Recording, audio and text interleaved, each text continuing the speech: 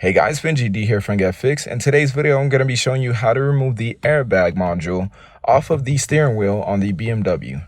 Now, I do believe this is going to work for most BMW modules, if not all the BMW modules, because I'm not sure how to take the airbags off of anything else, but I have the 5 Series, the 2006 BMW 525i.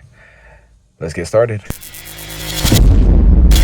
Now, the tool you're going to need in order to make this work is a flathead, a long screwdriver.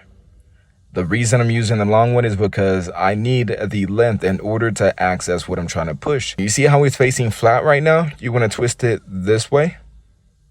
Now, right underneath the steering wheel, you're going to locate a small hole. We're simply going to stick the screwdriver right in at this angle. Now, you can literally feel the hole with your finger. Now, once you get that screwdriver in there, you want to push. And pay attention to how that module just pushes out right at you. Apply enough force and it will pop out. See, it's kind of coming out now, but not all the way.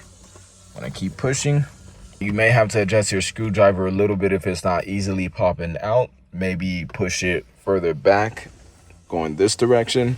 Just push further up. There's a spring-loaded bar right over here. So when you apply the pressure, it allows it to release the airbag module.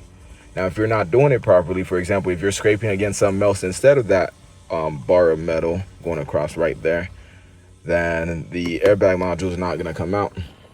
So you have to make sure you have the screwdriver sitting on it. And once again, at the angle I showed you, because if you're twisted the other way, it's going to go right past that bar and not engage it.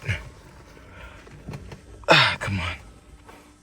Let's try pulling the screwdriver towards me and pushing.